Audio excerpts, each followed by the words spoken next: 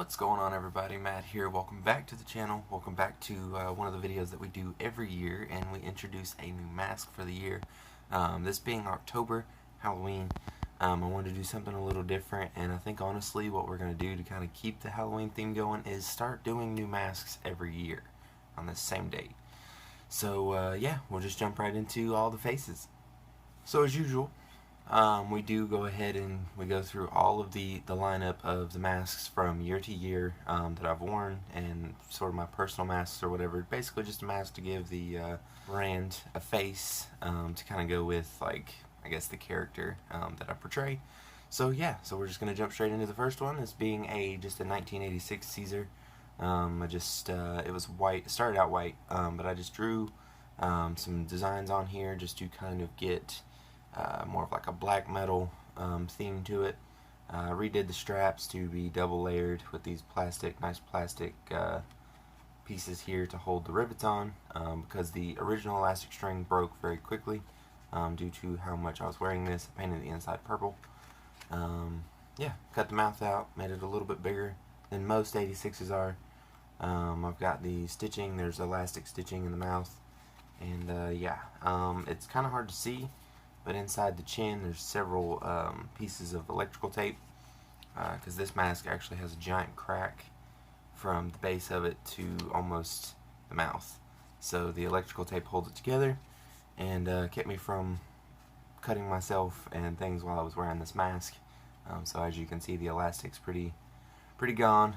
This mask was the original that I started with, and yeah, so that's the first one. Second mask was actually a sculpt. I upgraded a little bit, but this was just my first personal mask that I had sculpted myself. I wanted something that was more along the lines of, like, similar to the one that I was using, with the mouth and the way that, like, the stitching and stuff was added, but I wanted it to be a lot more detailed. I added a lot of forehead lines in there for detail, gave it more of like a Paul Gray Slipknot style nose, and just some mouth slits here. You can see them all in the mask there. Just a single 1-inch elastic band with just 2 rivets and a leather piece there, but you got the stitching, which of course is pulling the paint away now, because this mask is super old. Years and everything will be, they'll pop up progressively through the video to show you when I wore these, just to kind of give you like a time frame on age. But yeah, this mask is held up decently well. As you can tell, there's a lot of wear and tear on the bottom, and just overall, the latex doesn't hold itself up anymore like a fresh mask would. It's pretty thick. It's not too thick, but it is layered in with paint inside the latex, like mixed in, which I have found helps the latex thicken up and stay a lot nicer. Plus, it keeps you from having to add any kind of crazy chemicals to the latex to get things to stay the shape that they are, and of course actually helps the latex last longer. So on the majority of my masks that I cast myself, I usually try to do like a layer of paint either on the back or somewhere in the middle, to sort of create like a barrier in between the face and the mask itself, just to keep from having the mask rot super early. Like I said, it's just a small detail, but it's paint sealed latex is a million times better than raw latex, so it's just a small detail. But the inside here is painted white, and of course the stitching and stuff is added. You can see all the face paint and mess and nasty in there. This one was actually washed shortly after I stopped wearing it, so there's not as much as there would have been. But yeah, so this is the second one. Up next is mask number 3. This is a urethane foam mask that I also sculpted. I wanted something that didn't have emotion, because I started, of course, adding like all the burlap and stuff to it after the mask was made, and yeah, I just wanted something that was going to be really gnarly, a little bit of an upgrade to the latex mask prior to. There's tons of stitching on this thing. There's tons of elastic. There's elastic in the mouth, so it draws itself back up to the original. There's tons of elastic here. This is actually kind of funny because the cut up on top, I know I've probably said this a million times before, but this was an accident. I did not put enough foam in the mold, so this was like real flimsy and thin, so I just cut it off where the foam on the inside met the skin on the outside, and it created this really nice cut that very quickly came into, like, you could see my hair, so I would do like cool paints and crazy things on this side of my head. But yeah, so like I said, there's tons of stitching in this thing. There's a huge nose tear here. There's actually another one right next to it, if you can tell. You can see in there, you can kind of see the gap here. This one I wore, gosh, I wore it for quite a while. This one went to several live shows. It also went to a couple of conventions. So this one was really mangled and abused. But that's kind of the reason why I make these, is to just have something to toss around.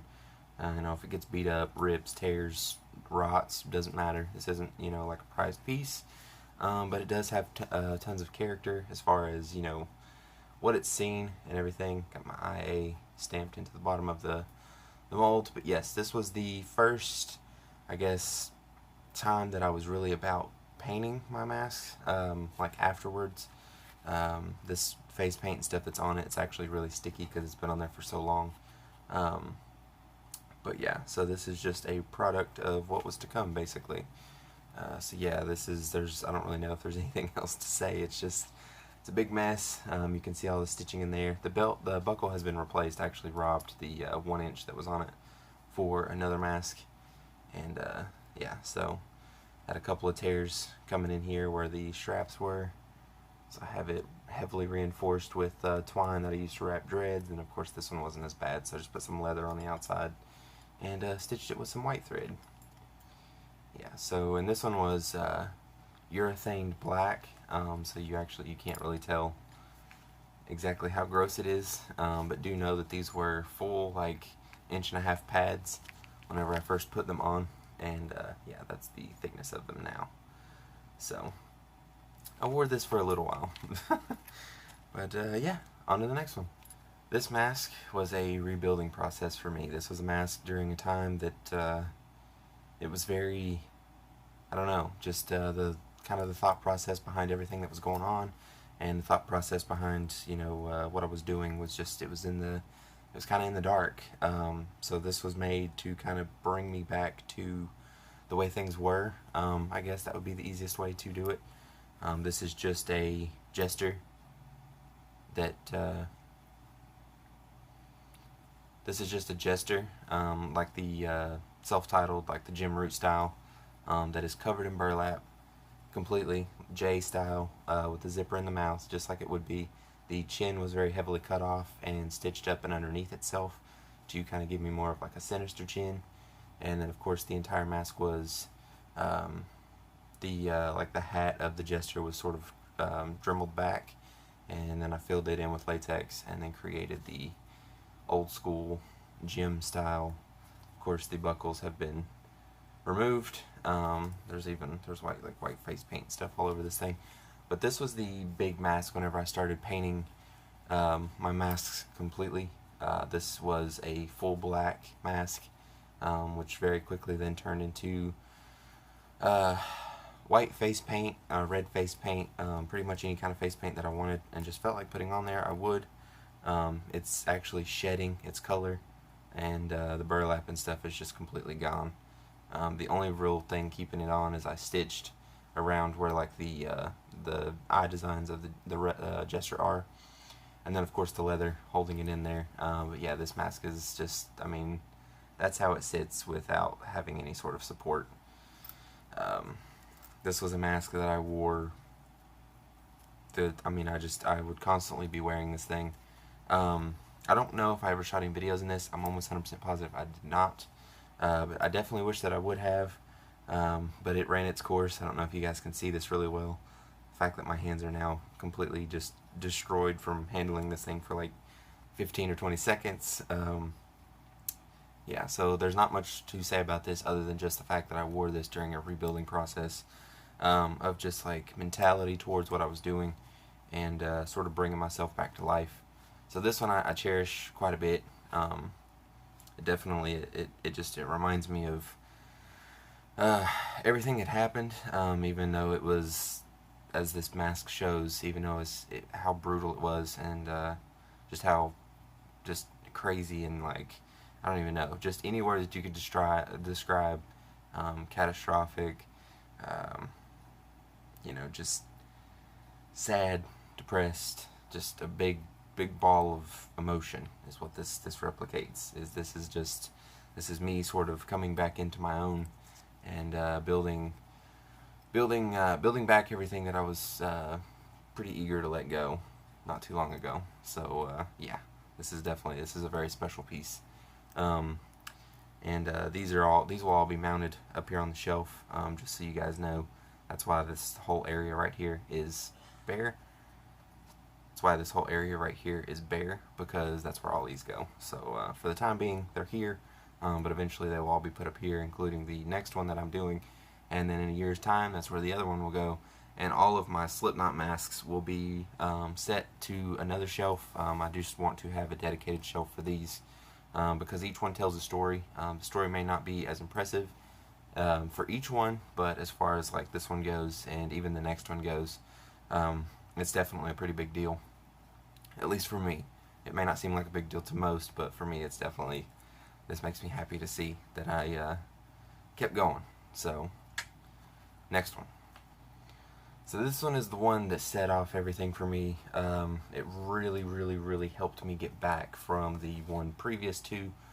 This is the sculpted Ghost Glow replica that I had a full mask of, and because the Ghost Glow represented sort of what I started as, that if you guys have seen me at festivals or you've seen me at whatever, 9 times out of 10 I was dressed up in my white Dynamo suit and my Ghost Glow that I stitched, dreaded, painted, the whole thing. I did everything on it, and I actually bought it off of eBay, and it was just a complete mess.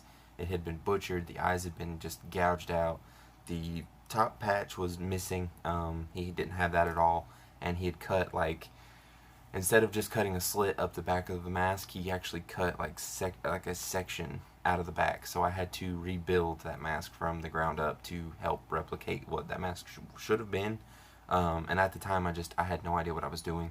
So it definitely, like, the Ghost Glow just, it really, the Ghost Glow resonates with me. My favorite Slipknot mask of all time is the Iowa mask, but as far as like representing sort of what Innovative Autopsy is, and was, and probably to come what it will be, this definitely does it. Just got a 6 painted on the forehead, and this is the final paint job. I never actually took pictures in this paint job, but this is what will finish. This is what the mask will sit like up on the shelf, just mainly because it really kind of helped. I don't know, 6 just, it resonated with this mask. I just felt like this would be what it is. It's actually, this is the 5th mask, so I know a lot of people were like, well, that doesn't make a lot of sense. But to me it did. 6 just kind of made sense because there for a while I had like a pretty big gap in between what I was doing. So this just kind of felt like this was the finishing, sort of like a rebirth, you know, kind of thing. Like I made it through the previous mask and ended up with this beauty. And yeah, so like I said, this was a full head Ghost Glow sculpted replica, and I cut it to measurements of my face, and did all the stitching like just like Corey did. I even added some where there should have been, where the rest of the mask would have been, and then just kind of did some odds and ends things up here. And yeah, so the mask actually started out with the mouth in, like Corey's is, but I very quickly noticed that that was not going to work for all the things that I was doing. I was needing to talk, I was needing to conversate, so I very quickly adopted the Chelsea Grin style cuts. They're just very huge gashes in the mask. You can kind of see there a little bit, but you can see there pretty well how big the gashes and stuff are. There's a 1-inch piece of elastic inside the mask. I'll show you guys the inside real quick. Yeah, so there's just a 1-inch piece of elastic holding everything in, just to kind of keep everything set there. And this actually had 2 sets of leather straps on it, one with a buckle, one with snaps. But again, just it became uncomfortable. So what I did was I actually left these on, the leather pieces, and I just cut them off and kind of made them a little nicer, and then hid the rivets for the elastic up and underneath them. You can see them here, but they blend in pretty well. These you actually can't see because they're up inside of this. because this was a little bit longer than the other side, so it's a lot easier to do. But yeah, so this mask, if you guys follow me on Instagram, this mask has taken tons and tons and tons of face paint and wearing and water and just crazy amounts of like heavy abuse. I was changing the paint job literally like once every 2 weeks, sometimes once a week. Just really whatever I felt like. Some of those I posted, some of those I did videos in, but others, you know, I was basically doing it for myself. So you can definitely tell there's been a lot of water on this mask. The rivets are heavily corroded. The majority of them are green. I don't know if you guys can really catch that on this camera or not. But in person, they're green. They look like a penny that has been left out for 20 years. So, yeah, this mask is pretty gross. The inside of it has been washed multiple times, and even then, it's still very grungy and not like the bright yellow, like orange yellow that latex is. So, the fact that it still is as structurally sound as it is and it can stand up on its own is really nice. But this mask is also thick, so I do believe that has a lot to do with it. There wasn't as much, or there's more surface for all of the liquids to grab hold of, so it's, you know, it was a lot easier for the latex to just kind of bounce back from all the water and everything else. But yeah, so this is how this mask will stay. Like I said, this would be the 5th mask in the group, but number 6 is what it resonates with. So yeah, so the next mask will be number 6 officially, but this one just felt like it needed a 6. Like I said, there was a huge gap there where I just kind of lost the direction that I was headed. And the original mask brought me back, the one prior to this, but this one was really the one that kind of set me off and helped me build the character that we are about to be introduced to. So yeah, I'm just gonna shut up there and we'll just go ahead and jump right over to the new one, and I'm really excited to show it to you guys, so stay tuned. So here it is. Here's the new face for the remainder of 2019 and the year of 2020. This is a urethane foam with a latex skin, because I wanted to be able to paint it with latex paints and also be able to customize this completely and create crazy cool face paints and stuff on it, just like the other masks, but with this one being a lot more specific as far as face paints and stuff goes, being like an actual face. It'll be a whole lot easier to recreate more natural face paints overall. But yeah, so I really enjoy this mask. It's just 2 leather straps with buckles. I do have a jacket that is in the process of being made, so there will be like a full character reveal eventually, but just wanted to go ahead and get this mask out here for you guys so you can see what is to come for next year. Yeah, all the face paints and stuff will be different. I'll constantly be changing it up like I did with this last mask, but again, everything will be a lot more natural and look just like face paints. I was going to do face paint underneath this, but I figured with it being flesh tone, it may look a lot better with just my face underneath. So yeah, I'm really excited about this. The hair's continually growing, and we are just going to keep pushing and keep making things happen. Like I said, this is just a urethane, standard expanding urethane, with the latex skin to create a more smooth but still fleshy, squishy texture. So yeah, I'm pretty excited about it. This actually turned out extremely well, and I've got a couple pictures of it already that I'm going to be posting. But I do hope that you enjoyed this video. Hopefully you enjoyed the little trip down memory lane. I do apologize that the lighting is a little dark in here. I'm working on that.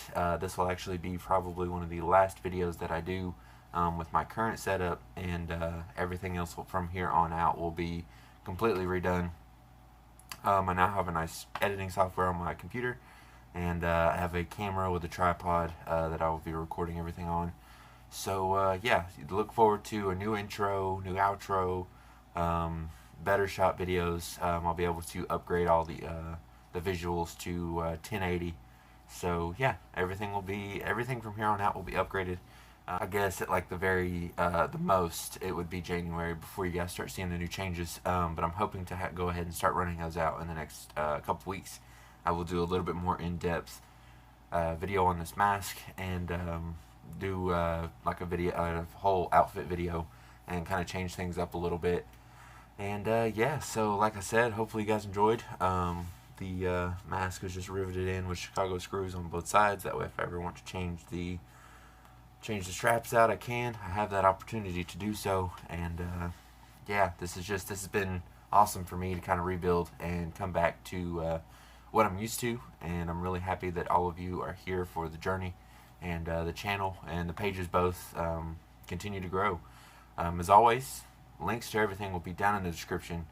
Instagram, my store to purchase masks, Facebook page, all that stuff. And then of course, something else that I want to go ahead and throw in there to you guys.